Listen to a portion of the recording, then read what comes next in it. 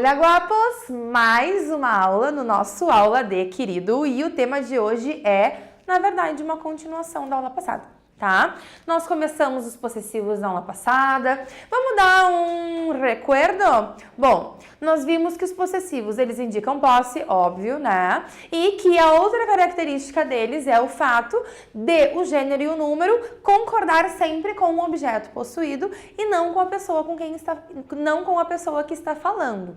Nós vimos também que os possessivos são a única classe gramatical, além dos pronomes pessoais, que trazem este traço característico de indicador de pessoa, que é nada mais nada menos do que mio, só pode ser eu, tuyo, só pode ser teu aí, né? E nuestro só pode ser nosso, porque eu não vou dizer nuestro por uma coisa que é minha e vice-versa.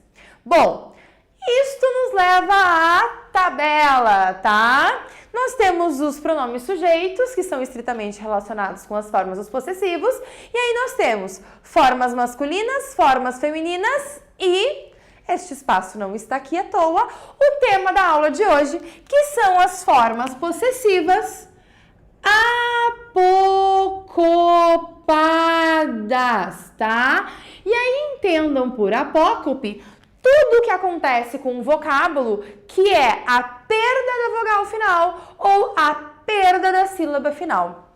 Bom, se esse nosso espaço aqui é o espaço dos vocábulos que perderam algo, né? Esse espaço aqui é as formas que nós chamaremos de plenas, tá? Então, os possessivos, eles são plenos ou apocopados. E eles vão ser apocopados quando eles tiverem essa perda de um pedaço, tá? Aí vamos colocar as formas apocopadas aqui. Da primeira pessoa, a forma apocopada é mi ou mis. Da segunda pessoa, a forma apocopada é tu ou tus. Da terceira pessoa, a forma apocopada é su ou sus. Vejam, né, que aqui, ó, teve a perda da vogal aqui da sílaba toda. Aqui perdeu a sílaba, tá? Nuestra e vuestra não apocopa. E o sucho, também perde a sua sílaba. Aqui, assim como nas formas plenas, nós temos aquele problema de referência do su. Se tu não lembra o que é o problema de referência do su, volta na aula passada, tá? Então, essas são as nossas formas apocopadas. Mi, tu, su. E os seus plurais.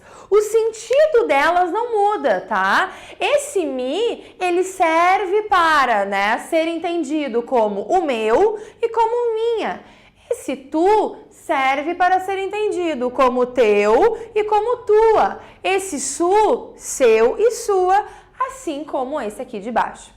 Tá, Michelle, mas aí agora eu fiquei assim meio confuso, né? Porque eu não sei quando é que eu vou usar essa forma apocopada.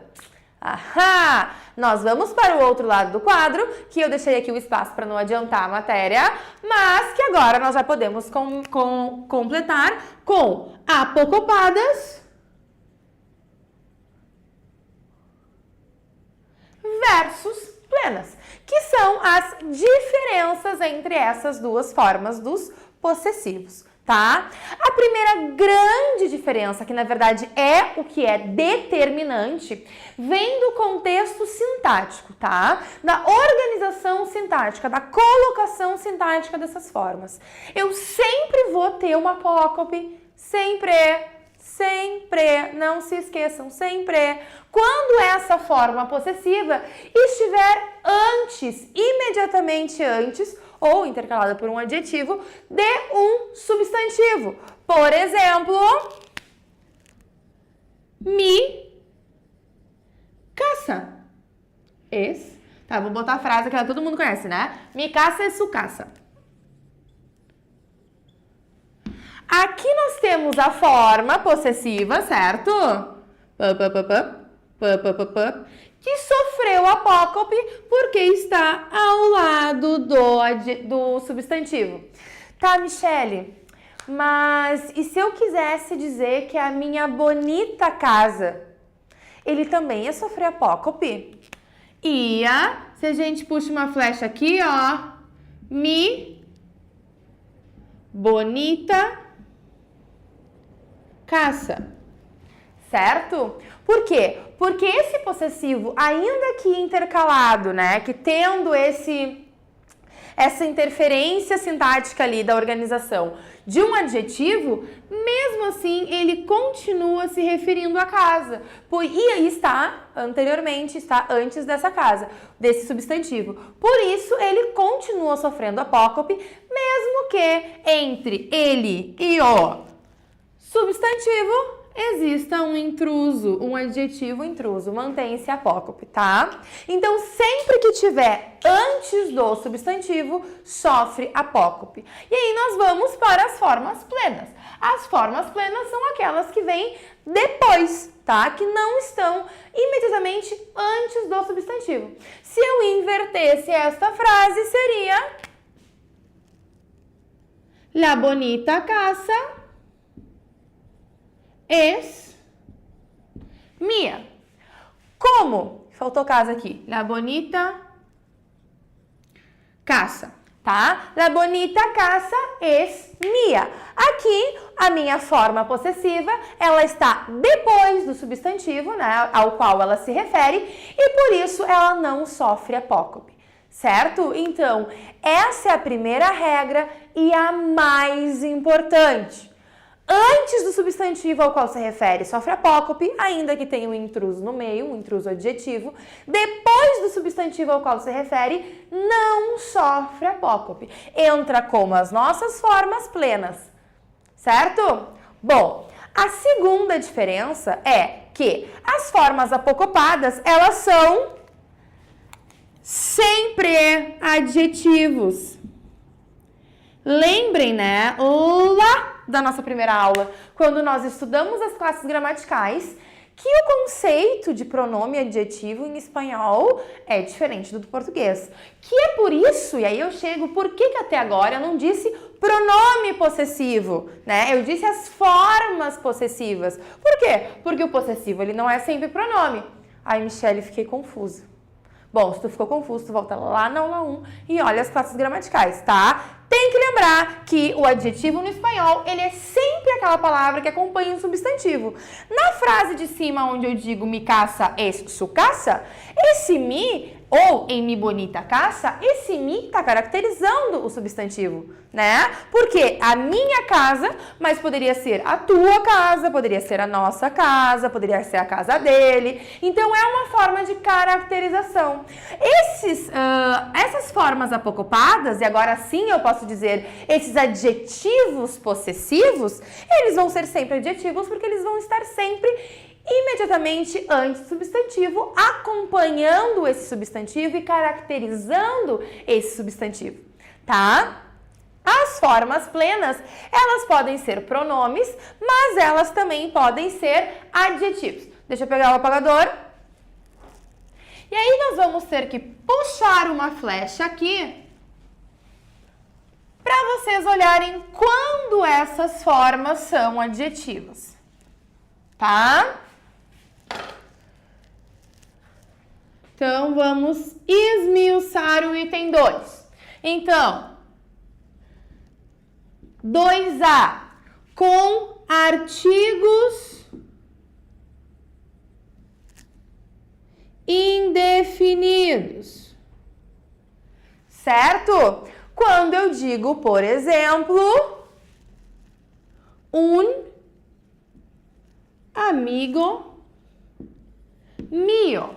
Aqui, apesar, um amigo mío me chamou, um amigo meu me ligou, tá?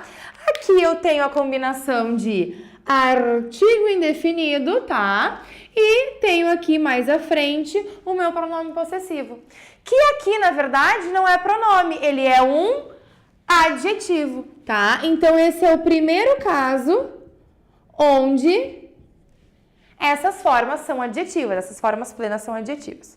O caso 2B, dentro ali, né, da classificação gramatical, é quando ele está acompanhado de um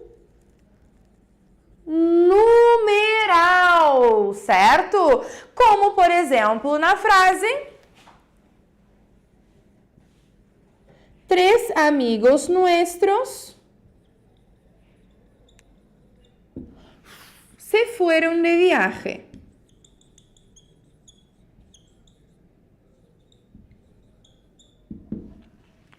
Aqui eu tenho o meu numeral e aqui eu tenho o meu possessivo, que neste caso é um adjetivo.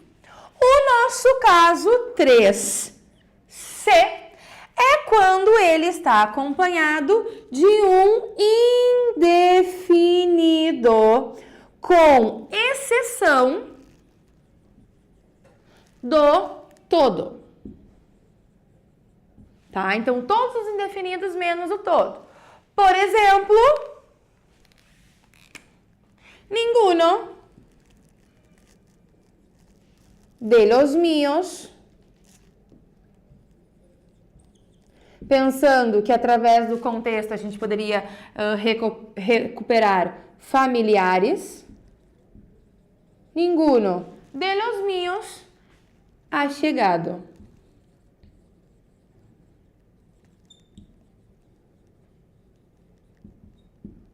Nenhum de los míos ha chegado todavia. Nenhum dos meus familiares chegou ainda. Esta palavra aqui, ó, é super importante de saber o significado, tá? Então, quem não sabia, anota num cantinho.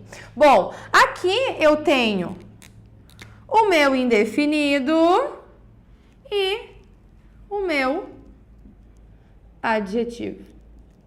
Então, nesses três casos aqui, a minha forma plena, vocês viram que aqui todas são plenas, tá? Ela é um adjetivo e não um pronome. E a forma apocopada, acompanhando o seu substantivo, vai ser sempre um adjetivo. A terceira característica que diferencia essas duas formas é o fato de que as formas apocopadas não são acompanhadas de artigos. Por exemplo, eu não digo ele me. Eu não digo los tu, tá? Isso aqui, ó, não existe em espanhol. Mas se vocês lembram da aula passada, vocês vão lembrar que as formas plenas são sim acompanhadas dos artigos, né? E tem uma série de... tem dois significados, inclusive. La mía, la tuya, el nuestro, e assim sucessivamente. A última diferença entre essas duas formas é o fato de que as apocopadas variam em número. Então, eu digo mi amigo e eu digo mi amiga. Vejam que o gênero não variou, certo? Agora, se eu colocasse amigos no plural e amigas no plural, eu teria que variar um número. Enquanto a forma plena varia gênero e número. Então, amiga pede a forma mia. Amigo pede a forma mio. E se forem para o plural, amigas, mias, amigos, mios, certo? Forma apocopada não varia do ponto de vista do gênero.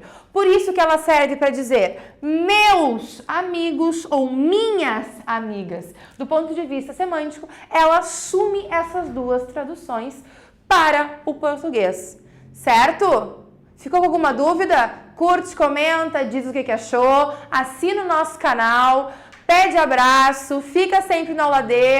Adiós!